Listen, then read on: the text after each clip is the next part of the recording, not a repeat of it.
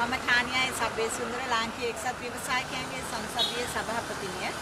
ඇතරම අද මේ පාර්ලිමේන්තුවේ කැඳෙව්වේ කෝප කමිටුව පිළිබඳව ඉන්සෝල්වන්සි ලෝ එක කියන්නේ බංකොලොත්භාවය පිළිබඳව අලුත් නීති කෙටුම්පත කිරීම.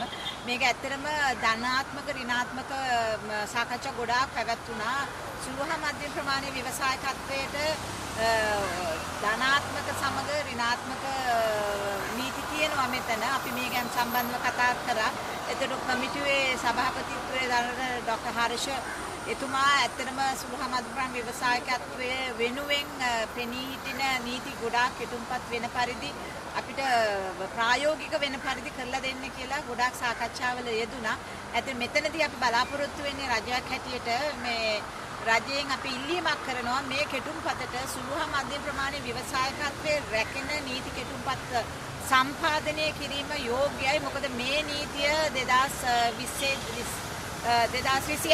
දී එවකට හිටිය රජය මගෙන් ගෙනාවේ FDI ඒ කියන්නේ foreign investment secure කිරීමේ 50 ටැක්ස් කෙටුම්පත් සිකියෝ කිරීමට. ඇත්තටම මේවා මහා පරිමාණ කර්මාන්තවලට මේ නීතිය ගොඩාක් යෝග්‍යයි. මෙතන ලොකු සුරක්ෂිතභාවයක් ලැබෙනවා. සුළු හා මධ්‍යම ප්‍රමාණයේ ව්‍යවසායකත්වයට මේ සුරක්ෂිතභාවය ලැබුණට මේන් ගැලවීමක් නැහැ. සුරක්ෂිතභාවයෙන් ගැලවෙන්න ක්‍රමවේදයක් නෙවෙයි. අපේ බංකොලොත් වීගෙන යන අපි වැටීමකින් යන කර්මාන්තයක් නගා හිටවන්න යම්කිසි නීතියකුත් මෙතන සම්පාදනය වෙන්න ඕනේ. එතකොට ඒ කියන්නේ අපේ අර පරාටා නීතිය යටතට ගැනීම අහෝසි කිරීමේ පනතක් ගෙන්නන අතරම ඒ නීතියට කරා ගිය කර්මාන්තකරුවෝ සුරකීමේ යම් කිසි පනත් කෙටුම්පතක් මේට අපි ඇතුළත් කරන්නයි කියලා අපි ඉල්ලා හිටියා. ඉතින් මේ ගැන සලකා බලන්න ඇත්තටම පොරොන්දු වුණා. අද ඉතින් අපි බොහොම සතුටුයි මේ සාකච්ඡාවට අපි සහභාගී වීම ගැන.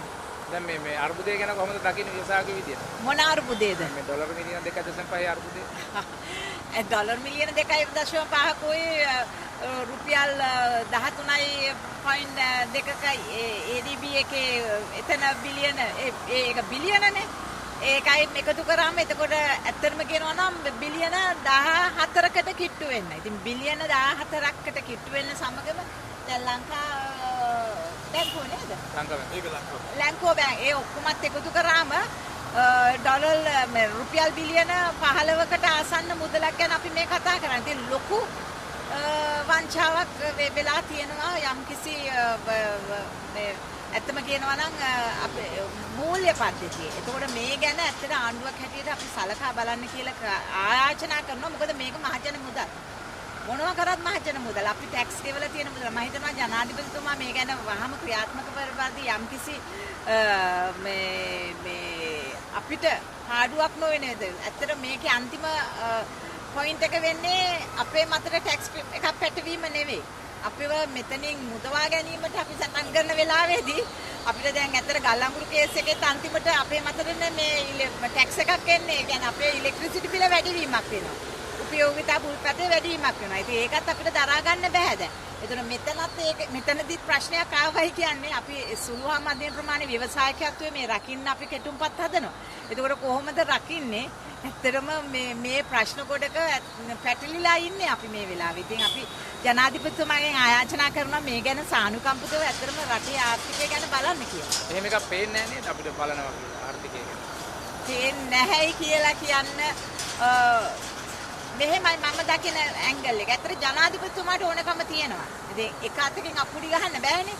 ඕකට අනිත් අයත් එකතු වෙන්න ඕනේ. ඉතින් මම හිතන්නේ මැති ඇමතිවරු එතකොට රාජ්‍ය සේවකයෝ මේ හැම කෙනෙක්ම එකතු වෙලා ඉදිරි ගමනක් ගියොත් තමයි අපිට මේකේ වෙනසක් දකින්න පුළුවන්. ඇත්තට දැනට නම් ඇත්තට පේන වෙනසක් නැහැ.